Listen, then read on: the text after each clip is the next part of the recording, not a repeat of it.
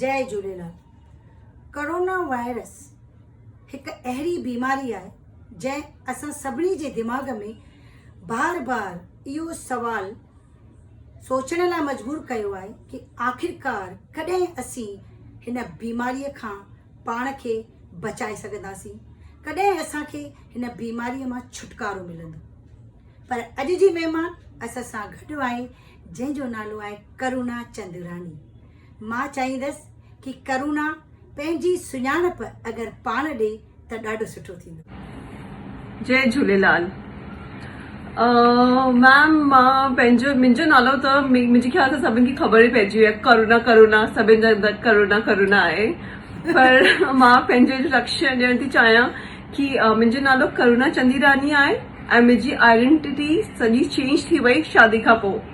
शादी खां पहिरीं मुंहिंजो नालो भारती चंदनानी हो ऐं अगरि मुंहिंजी साहेड़ियूं कॾहिं मूंखे ॻोल्हण बि चाहींदियूं त मां उनखे कान मिलंदसि, छोकी मुंहिंजी आइडेंटिटी हाणे ख़ाली करुणा चंदरानी आहे। ऐं ही पेजेंट खां पोइ में पार्टिसिपेट करण खां पोइ त सभिनि मतिलबु करुणा चंदरानी ही हर जॻह आहे बसि। त बसि ये इंट्रोडक्शन आहे। होम मेकर हुअसि शुरू खां। 21 साल में शादी थी वई, घर जी रिस्पॉन्सिबिलिटीज़ हुयूं। पर कॉलेज डेज में थोड़ो क्रेज हो इन जो, फैशन जो, रैम्प वॉक जो। पर मूंखे कॾहिं लॻो कान कि मां करे सघंदसि। पर कुछ साल अॻु हिकु आर्टिकल आयो, हिकु फ्रेंड मूंखे ऑफर कई कि पार्टिसिपेट कर मिस इंडिया यूनिवर्स में। त हिकु चांस खयो, कंहिंखे ॿुधायो कान ऐं घुसी वियसि हिन फील्ड में बसि। अच्छा, त तव्हां इहो ॿुधाइणु चाहियो था कि तव्हां हिकु सुठी गृहिणी त आहियो, पर साथ ई साथ तव्हां फैशन जे फील्ड में तमामु पंहिंजो पाण खे अॻिरो बणायो आहे। मां चाहींदसि कि इन फैशन जे बारे में कहिड़ियूं ॻाल्हियूं ज़रूरी आहिनि?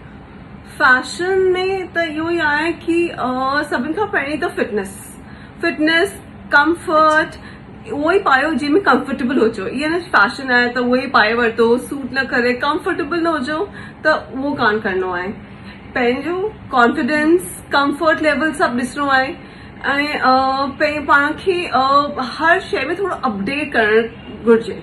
अगरि अपडेट कान थींदासीं त मज़ो कान ईंदो। इन फील्ड में थोरो अपडेट असांखे करिणो पवंदो। त उन लाइ हाणे त सोशल मीडिया आहे। पहिरीं त असां मैगज़ीन ॾिसंदा हुआसीं, फॉलो कंदा हुआसीं, अलॻि अलॻि मैगज़ीन्स पढ़ंदा रहंदा हुआसीं फैशन जे मथां, ब्यूटी टिप्स जे मथां। हाणे त सभु कुझु हिकदमि ईज़ी थी वियो आहे। हाणे सभिनि खे फैशन जो नॉलेज आहे, सभिनि खे ब्यूटी टिप्स जो नॉलेज आहे। पर ख़ाली इहा ई आहे कि पंहिंजो पाण जे मथां थोरो हार्डवर्क करणो पवंदो। तॾहिं हा बसि सभिनी खे ख़बर आहे। तव्हांखे ॾिसण खां पोइ त सभु महसूस कंदा कि भई हिन उमिरि में तव्हां पाण खे केतिरो फिट रखियो आहे। ऐं तव्हांजी उमिरि मां पुछां कि तव्हांखे न छो, बिल्कुलु न। बसि मुंहिंजो 44 ख़तमु थींदो जुलाई में, 45 जी थींदसि, 45 स्टार्ट थी वेंदो मुंहिंजो। 45। ऐं तव्हांजा ॿार तव्हांजा घणा? हिकु 21 साल जो पुटु आहे ऐं 13 साल जी धीउ आहे। त 40 खां पोइ ही ड्रीम खे फुलफिल करण जो चांस मिलियो त मूं छॾियो कान। मूं इहो कान सोचियो कि मां 40 जी थी वई आहियां, मां कीअं कंदसि। हिकु ट्राई मारियो मूं। मां इहो बि पुछणु चाहींदसि कि ड्रीम जेको तव्हांजो हाणे पूरो थियो आहे, उन में सभिनी खां वॾो हथु यानी कंहिंजो सपोर्ट तव्हांखे मिलियो आहे सभिनी खां वधीक? ही फैक्ट आहे कि अगरि कंहिं मैरिड लेडी खे कुझु बि करणो हुजे त सभिनि खां पहिरीं इन लॉज जो सपोर्ट खपे। उहो त फैक्ट आहे। मतिलबु पेरेंट्स त पोइ ईंदा। असांजी जेके इंडियन असांजो कल्चर आहे उन में असां सॼा इन लॉज जा ई थी विया आहियूं। त उन्हनि जो सपोर्ट वधीक मैटर थो करे। मूंखे फुल सपोर्ट मिलियो पंहिंजे घोट खां, मुंहिंजे फादर लॉ जो, मुंहिंजो सिस्टर लॉ जो, सभिनि जो ॾाढो सपोर्ट हो जॾहिं मां पार्टिसिपेट। माना तव्हां ॾाढा लकी आहियो, भागन वारा आहियो। बिल्कुलु। ॾाढी सुठी ॻाल्हि आहे। हाणे मां वेझराईअ में तव्हांजो हिकिड़ो कुकिंग कंदे वीडियो ॾिठो। माना मूंखे ख़बर पई कि तव्हां कुकिंग में बि ज़बरदस्त खाधो तयारु करे सघंदा आहियो, बेस्ट आहियो। उनजे बारे में तव्हां कुझु चवंदा? मैम कुकिंग तो पैशन है मुंहिंजो। इंट्रस्ट आहे बिल्कुलु कुकिंग सां ई त मां अॻियां वधसि मुंहिंजो जेको टैलेंट आहे मुंहिंजो जेको टैलेंट हो जिते जिते सभु के डांस पे कयो के गाना पे गाया जो टैलेंट हो कुकिंग से कुकिंग ई मूंखे अॻियां वठी वियो अॻियां वधायो मूंखे अच्छा तव्हां जॾहिं फैशन जो जेको कॉम्पिटिशन थी हुई उनमें तव्हांखे कहिड़ी पोजीशन मिली माना तव्हांखे छा बणायो वियो तव्हांखे कहिड़े लेवल ते खणी करे असांखे सिंधीअ में चइबो आहे इनाम मिलियो हितां कैलकटा मां पहिरीं बेसिक राउंड हो हिते ऑडिशन्स हुआ हिते त हिते 50 लेडीज़ हुयूं हर फील्ड मां के लॉयर्स हुई के डॉक्टर्स हुई के एक्ट्रेसिस हुयूं के मॉडल्स हुयूं 50 खां वधीक लेडीज़ हुयूं उन मां 14 खे सिलेक्ट कयो वियो अॻियां फिनाले लाइ फिनाले असांजो पुणे में थियो ऐं उते वॾा महारथी हितां खां वॾा महारथी हुते हुआ छोकी all over India all over world मां हुआ